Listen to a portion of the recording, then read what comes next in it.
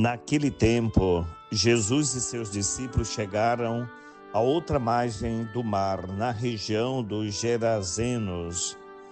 Logo que saiu da barca, um homem, possuído por um espírito impuro, saindo de um cemitério, foi ao seu encontro.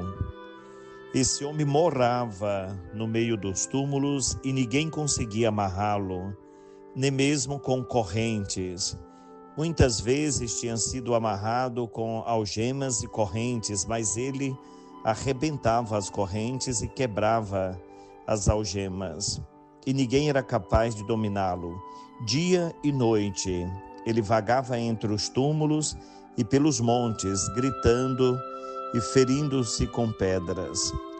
Meus irmãos, minhas irmãs, hoje é segunda-feira, dia 3 de fevereiro de 2025. Estamos meditando o Evangelho de Jesus, de autoria de Marcos 5, de 1 a 20. Jesus se depara num ambiente de morte, ainda com um sinal de vida. Este homem, habitante do meio dos mortos, porque conhecemos o cemitério como morada dos que já morreram, depósito de cadáveres, de pessoas que já não respiram mais a vida deste mundo, mas já foram entregues à realidade do outro mundo, a outra realidade. De repente, este homem ali dominado, e assim como ele se identifica, quando perguntado por Jesus qual o seu nome, ele se apresenta como legião.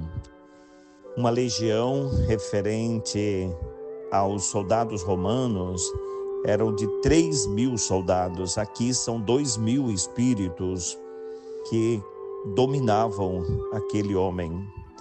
E ele, ali diante de Jesus, gritando, ele se apresenta, se lança aos pés de Jesus. E o espírito, ou os espíritos, a legião, faz como que uma espécie de apelo a Jesus Cristo para que não os destruísse, mas que lançasse numa manada de porcos. É verdade que é simbólico esta relação, porque Jesus não faz acordo com espíritos maus. Jesus não tem diálogo, não tem tolerância com isso, mas para dizer que Jesus é paciente para poupar aquele homem de algum tipo de dano maior.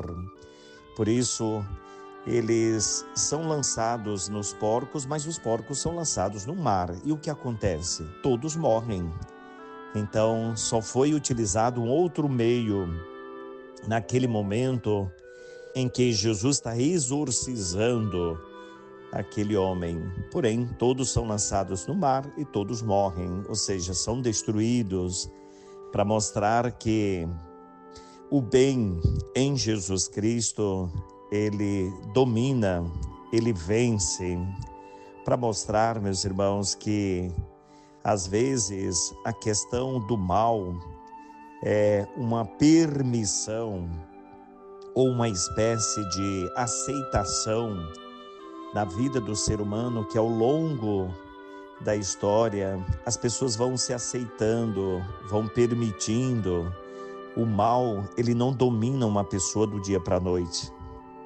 O que acontece é com o tempo, cada passo, cada situação da vida, a pessoa vai deixando ser dominado, vai fazendo espécie de acordo com as obras do inimigo, e com o tempo ele vai dominando a pessoa. E Deus é aquele que, na pessoa de Jesus Cristo, aqui Jesus mostra isso, ele domina, ele vence, ele destrói o mal. Aquele homem, então, ali diante de Jesus, naquele lugar, dos mortos, ele é resgatado por Jesus, ele é colocado em segurança e ele é purificado.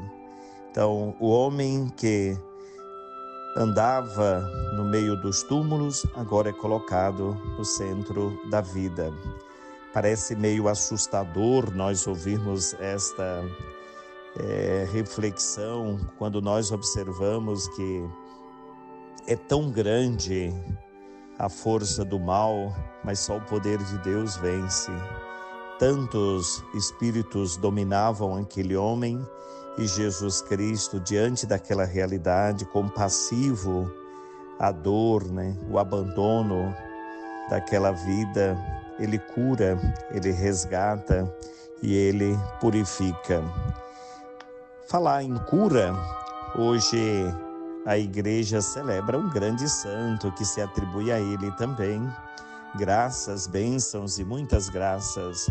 Hoje a igreja celebra São Brás, que viveu na Armênia entre os séculos 3 e 4, foi bispo e mártir, é invocado como protetor da garganta por ter salvo uma criança que morria engasgada por um espinho de peixe.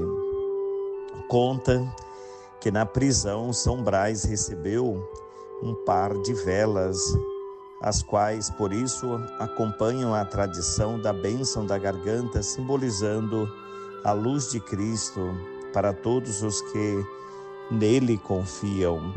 Roguemos a Deus, queridos irmãos e irmãs, que nesta segunda-feira, primeiro dia de trabalho da semana, que procuremos também nos afastar das obras do mal, combater os espíritos impuros que tentam seduzir as nossas vidas com as vaidades do mundo, com as obras do pecado, e purifiquemos assim a garganta, o corpo, a alma, a nossa vida por inteiro, em Jesus Cristo, que é luz que salva, que nos afasta dos caminhos errados e das obras do mal. Que desça sobre você, a sua família, sua casa, a bênção de Deus Todo-Poderoso, o Pai, o Filho e o Espírito Santo. Amém.